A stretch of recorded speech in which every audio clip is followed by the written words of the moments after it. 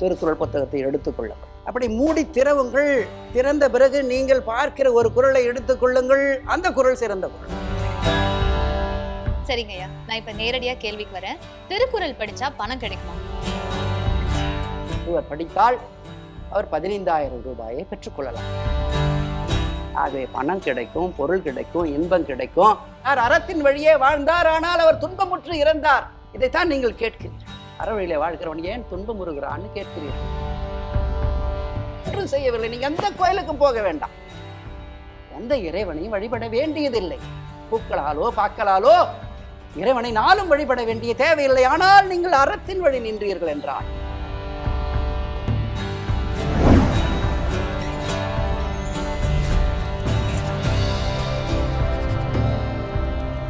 சரிங்க ஐயா, நான் இப்ப நேரடியா கேள்விக்கு வரேன். திருக்குறள் படிச்சா பணம் கிடைக்குமா? திருக்குறள் படித்தால் அறம் கிடைக்கும், பொருள் கிடைக்கும், இன்பமும் கிடைக்கும். அறம்னா வாழ்க்கையில நல்லதெல்லாம் கிடைக்கும், பொருள்னா செல்வம், எல்லா வகையான செல்வமும் கிடைக்கும், இன்பம் பொருளை வைத்து கிடைக்கக்கூடிய எல்லா இன்பங்களும் கிடைக்கும். இன்னொரு வகையிலே சொல்ல போனால் அற வழியிலே பொருள் ஈட்டி, அந்த அறவழியிலே ஈட்டிய பொருளினாலே மேலும் அறத்தை செய்து அந்த கிடைக்கக்கூடிய நேர்மையான வழியில் வந்த பொருளினாலே இன்பம் துய்த்து வாழ்வதற்கான வழிகளை திருக்குறள் காட்டுகிறது. அதனால்தான் அறம், பொருள், இன்பம் இந்த மூன்றும் கிடைக்கும். இது தமிழ்நாட்டில் உள்ளவர்களுக்கு, தமிழ்நாட்டிலே பள்ளிகளில் படிக்கக்கூடிய சிறுவர்களுக்கு 2000 இந்த பணம் கிடைத்து கொண்டே இருக்கிறது. எப்பொழுது அந்த தென்முனையிலே குமரிமுனையிலே திருவள்ளுவர் 133 அடிக்காக எழுந்து நின்றாரோ அன்றைய நாளிலே முதல்வராக இருந்த அருட்செல்வர், அருட்செல்வர்னா கலைஞர் கருணாநிதி, கருணாநிதி என்ற சொல்லுக்கு அருட்செல்வர் என்று பொருள். அவர் படிக்கிற மாணவர்களுக்கு 50,000, கல்லூரி வரைக்கும் மாதம் 1000 ரூபாய் என்றெல்லாம் ஒரு திட்டத்தை கொண்டு வந்தார். அது பல்வேறு மாற்றங்களுக்கு ஆட்பட்டு இன்றைக்கு திருக்குறளை முற்றோதுகிற தமிழ்நாட்டிலே படிக்கக்கூடிய 12ஆம் வகுப்பு வரை படிக்கக்கூடிய மாணவர்களுக்கு 15,000 ரூபாய் வழங்குகிறார். ஆகவே நீங்கள் திருக்குறளை இப்பொழுது மாணவராக இருக்கிற ஒருவர் படித்தால் அவர் 15,000 ரூபாயை பெற்றுக்கொள்ளலாம். தமிழ்நாட்டு அரசிலிருந்து ஒரு சான்றிதழை பெற்றுக்கொள்ளலாம்.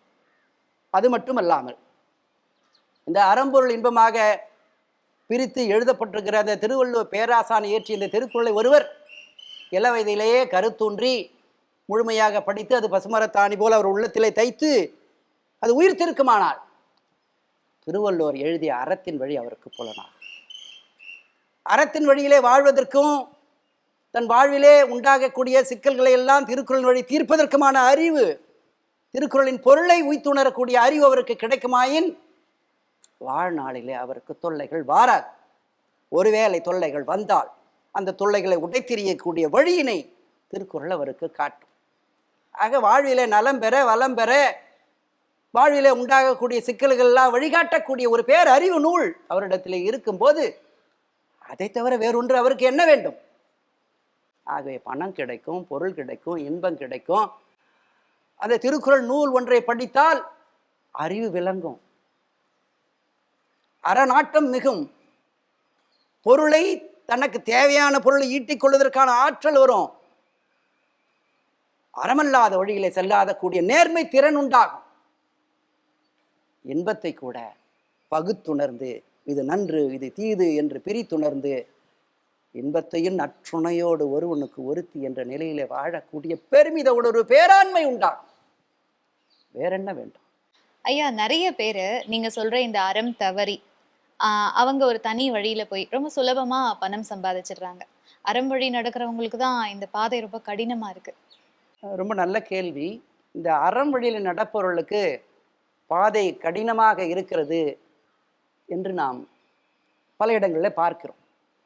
என்ற தன் வாழ்நாளிலே இந்த நாட்டுக்காக விடுதலை போராட்டத்தில் ஈடுபட்ட கப்பலோட்டி தமிழன் வ.உ. சிதம்பரம் தன் வாழ்நாளிலே அவர் சேர்த்த பெருந்தொகை, வழக்கறிஞராக இருந்து அவர் சேர்த்த பெருந்தொகை, அவருடைய மூதாதையர் சேர்த்து வைத்திருந்த பெருஞ்செல்வம் எல்லாவற்றையும் இந்த மக்களுடைய விடுதலைக்காக செலவிட்டார்.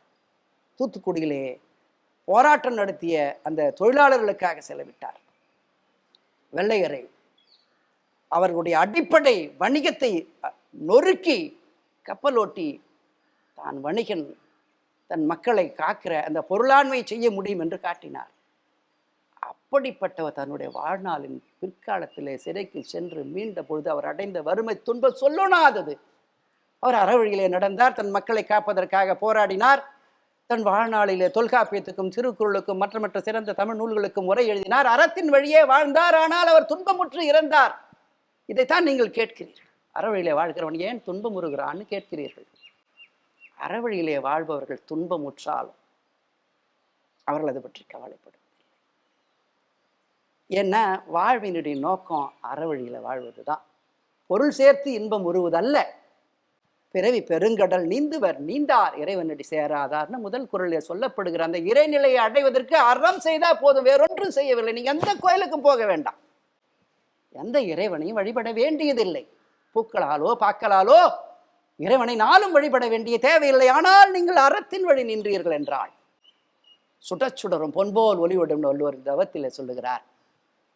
கொடுமையான தாங்க முடியாத துன்பங்கள்லாம் உங்களை சேர்ந்தாலும் அந்த துன்பங்களை எல்லாம் தாங்கி கொண்டு நீங்கள் பொன்போல மெருகேறி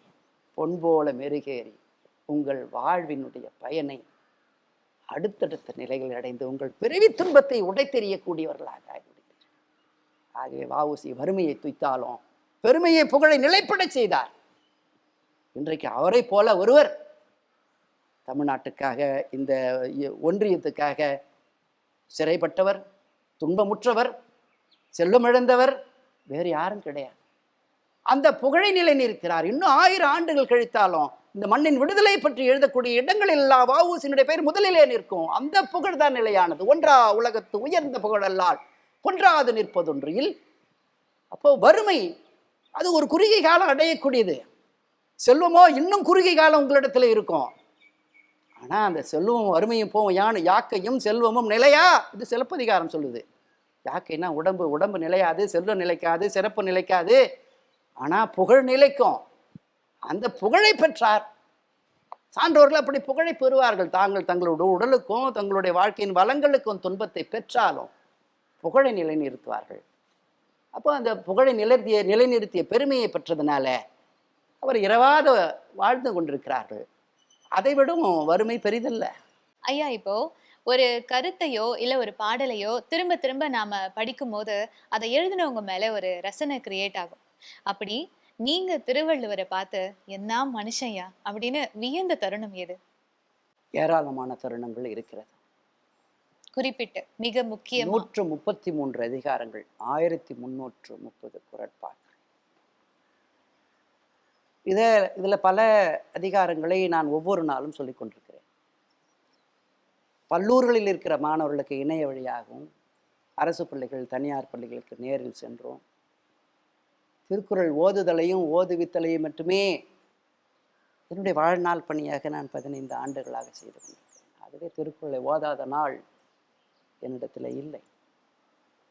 என் மாணவர்கள் ஓதுகிற குறளை கேட்காத நாள் என்னிடத்தில் இல்லை. எனது ஆசான் புலவர் இறைக்குருவனார் திருக்கழுக்குன்றத்தின் மலையடி சாரலில் அமர்ந்து கொண்டு திருக்குறளை ஓதிய அந்த இனிய தருணங்களை நினைக்காத நாட்கள் என்னிடத்தில் இல்லை. அந்த தருணங்கள் ஒவ்வொன்றும் இனிமையுடையதுதான், மகிழ்ச்சியுடையது.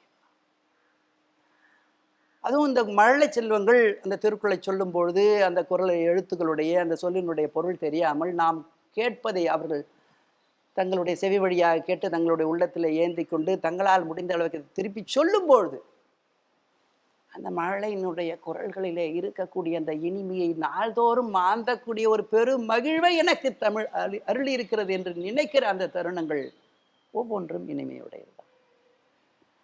அதுவும் பார்த்தீர்கள் என்றால் இந்த திருக்குறளில் கருத்து செறி உள்ள பாடல்கள், அழகிய பாட்டு அமைதி உடைய பாடல்கள், மிகச்சிறந்த சொல்லோவியம் மிக்க குறள் வெண்பாக்கள் கணக்கில் அடங்க. என்னிடத்துல ஒரு பெற்றோர் ஒரு முறை கேட்டார்கள், ஐயா உங்களுக்கு பிடித்தமான குறள் ஒன்றை சொல்லுங்கள். நான் அவருக்கு உடனடியாக பதிலை சொன்னேன், திருக்குறள் புத்தகத்தை எடுத்துக்கொள்ளுங்கள். அப்படி மூடி திறவுங்கள், திறந்த பிறகு நீங்கள் பார்க்கிற ஒரு குறளை எடுத்துக்கொள்ளுங்கள், அந்த குறள் சிறந்த குறளா. ஏன்னா இந்த குறள் சிறந்தது, அந்த குறள் சிறந்தது என்றெல்லாம் எண்ணுபவர்கள் அப்படி ஓரிரு குறள் மட்டுமே சிறந்ததாக இருக்கக்கூடிய நூல் அல்ல திருக்குறள்.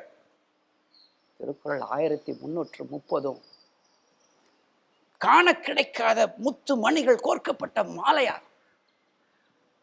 அந்த மாலையிலே ஒளி வீசுகின்ற உயர்ந்த முத்து எது என்று எப்படி நீங்கள் தேர்ந்தெடுப்பீர்கள்? உங்களுடைய வாழ்க்கையிலே உண்டாகி இருக்கக்கூடிய நிகழ்ச்சியிலே அதற்கு ஒத்திசைவாக இருக்கக்கூடிய ஒரு குறளை பார்க்கும் பொழுது உங்களுக்கு மகிழ்ச்சி உண்டாங்க. ஐயா, எப்படி சொல்லி இருக்கிறான் இவன் என்று நீங்கள் வியக்கக்கூடும். ஒரு உழவனாக இருந்து நீங்கள் பார்த்தீர்கள் என்றால், ஏறினம் நன்றால் எருவிடுதல், கட்டபின் நீரினம் நன்றதன் காப்பு என்று ஒரு குறள் இருக்கிறது. உழவனாக இருந்து பார்த்தீர்கள் என்றால் அந்த உழவு எப்படி செய்யப்பட வேண்டும் என்பதை ஆசான் மிக அழகாக சொல்லிட்டார். முதல்ல ஏறு உழுதுனா மட்டும் போதாது, எரு விடணும். எரு, இயற்கையான எரு விட்டு அந்த பயிர் வளரும் போது தேவையான நீரை நீங்கள் அதற்கு பாய்ச்சணும். பயிர் தளதளவென்று தழைத்து அப்படி பருவத்திலே அது பூத்து பயனை தருகிற காலங்களிலே இயற்கையாகவும் செயற்கையாகவும் கால்நடைகளாலோ மனிதர்களாலோ மற்றவற்றாலோ தீங்கு ஏற்படாத பிறகு அதை பாதுகாக்கணும். இப்படி பல்வேறு நிலைகள் இருக்கிறது. அதை அழகாக சொல்லியிருக்கிறார். இவர் உழவனாகத்தான் இருந்திருக்க வேண்டும், இவர் பாடுபட்டுத்தான் அதையெல்லாம் கற்றுக்கொண்டு அதை செய்துவிட்டுத்தான் பிறகு பாட்டு எழுத வந்தார் என்று ஒரு உழவன் நினைக்கக்கூடும்.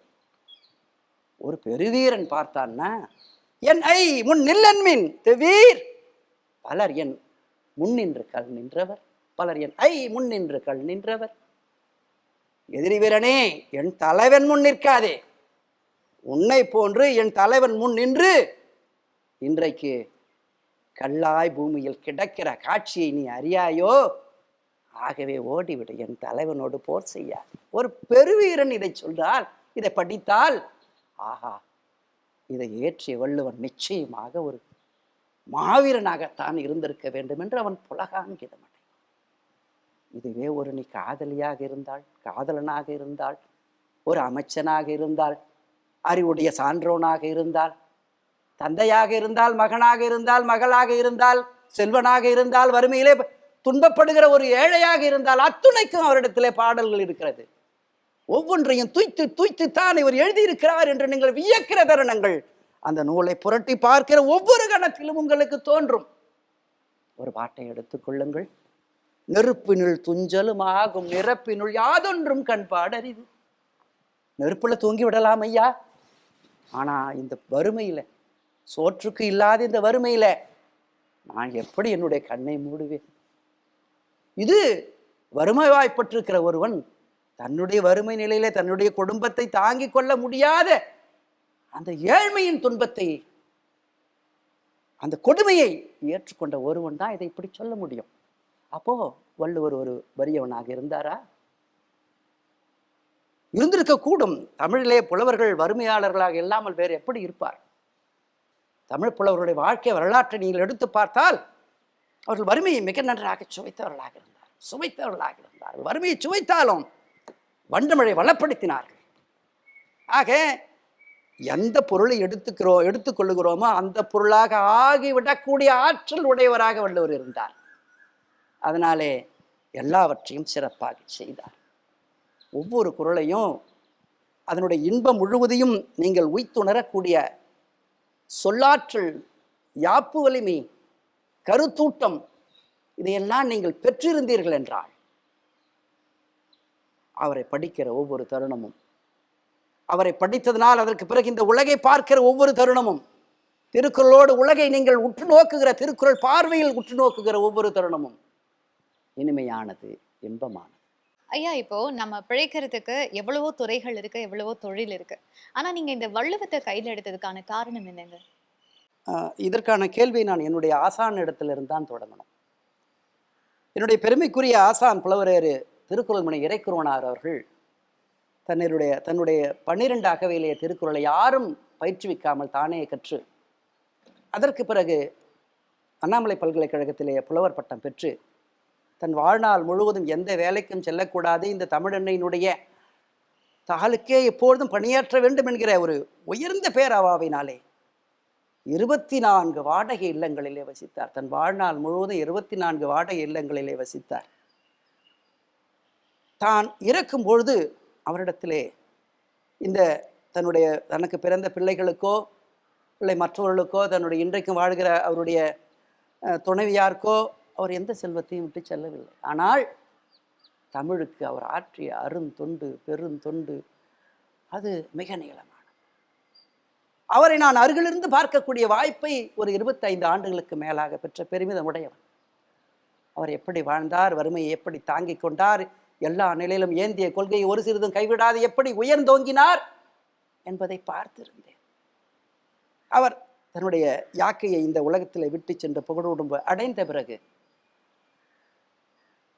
அவரோடு இருந்த அந்த பழக்கத்தினாலே அவரை ஒவ்வொரு திங்களிலும் கண்டு அலாவி அவருடைய அறிவினுடைய ஒரு சிறு துளியும் பெறாமல் அவருக்கு ஒரு தொண்டனாகவே இருந்து வாழ்ந்த அந்த காலத்தை இழந்த பிறகு ஐயாவனுடைய வாழ்வினுடைய பொருளை நான் சிந்திக்கும் பொழுது அப்படிப்பட்ட பெருமிதமுடைய ஒருவரின் அருகில் இருந்தவன் ஏன் நாம் அந்த திருக்குறளை கற்கக்கூடாது, கற்பிக்கக்கூடாது என்று உணர்ந்து 4 திங்களில் 4 மாதங்களில் நான் திருக்குறளை கற்றுக்கொண்டேன். அதற்கு முன்பாகவே என்னுடைய மகளும் திருக்குறளை முற்றோதி தமிழக அரசினுடைய பரிசை பாராட்டுதல்களை பெற்றிருந்தார்கள். ஆக அதனுடைய தொடர்ச்சியாக புலவரையருடைய நினைவுக்கு, புலவரையருடைய தொடர்புக்கு, புலவரையரோடு நெருக்கமாக இருந்த என் வாழ்க்கைக்கு பொருளாக அவர் பல்வேறு வேலைகளை செய்தார். அவர் மிகச்சிறந்த தமிழறிஞர், மிகச்சிறந்த சிவனிய அறிஞர், சிறந்த தமிழ்நாடு தமிழ் தேசிய உணர்வுக்கான போராட்டவாதி, தலைவர், சொல்லாய்வறிஞர், நூலறிஞர், பண்பாளர், சான்றோர், சொல்லிக்கொண்டே போகலாம். அவற்றினுடைய எந்த இடத்தை நான் ஈடு செய்வேன் என்று எனக்கு தெரியாது. ஆனால் எளியவனாக இருந்த நான் திருக்குறளையாவது கற்பிக்க வேண்டும் என்று முடிவு செய்து அவர் புகழுடம்பு அடைந்த பிறகு 4 திங்களிலே படித்து அதையே பல்வேறு இடங்களிலே கற்பிக்கிற ஒரு வாழ்க்கையை மேற்கொண்டேன். மிக கடினமான வாழ்க்கை தான். திருக்குறளை கற்பித்து ஒருவன் இந்த பூமியில், அதுவும் தமிழ்நாட்டிலே, தமிழ் அறிஞர்களை புறக்க தெரியாத தமிழ்நாட்டிலே வாழ்வது என்பது மிக கடினம்தான். ஆனாலும் கூட 15 ஆண்டுகள் நான் இந்த திருக்குறளை கற்பிக்கிற ஒரு பெரும்பணியை என்னுடைய தோள்களிலே சுமந்து கொண்டிருக்கிறேன். 100 மாணவர்கள் தமிழ்நாடு அரசினுடைய திருக்குறள் முற்றுவதல் பரிசை என்னுடைய இறை திருக்குறள் பயிற்றக மாணவர்கள் பெற்றிருக்கிறார்கள் என்கிற அந்த மகிழ்வோடு ஒவ்வொரு குழந்தைக்கும் திருக்குறளை சொல்லிக் கொடுக்கும்பொழுது 4 அகவை 3 அகவை குழந்தைகளிலிருந்து மாணவர்களுக்கு நான் திருக்குறளை சொல்லிக் கொடுக்கும்போது அடைகிற மகிழ்ச்சியை, அந்த குழந்தைகள் சொல்லுகிற அந்த மழலை சொற்களை திருத்தி நல்ல தமிழை அவர்களை பயிற்றுவிப்பதற்காக நான் அடைகிற முயற்சியிலே நான் பெறுகிற இன்பத்தை கணக்கில் கொண்டு நான் மேலும் இதை விரும்பி செய்து கொண்டிருக்கிறேன். ரொம்ப நன்றி ஐயா. ரொம்ப அழகா, ரொம்ப தெளிவா விளக்கம் கொடுத்தீங்க. நாம இன்னும் அதிகாரத்துக்குள்ளேயே போகல, அதுக்குள்ளேயே திருவள்ளுவரை பத்தியும் அவருடைய குறள் பத்தியும் நம்ம நிறைய தெரிஞ்சுக்கிட்டோம். இன்னும் அடுத்தடுத்து வர பதிவுகள்ல இன்னும் நிறைய தெரிஞ்சுக்கலாம். நன்றிங்க. நன்றி, வணக்கம். தரிசனம் இணைய தொலைக்காட்சி காண்கிற மக்களுக்கு வணக்கம். தொடர்ந்து சந்திப்போம். நன்றி, வணக்கம்.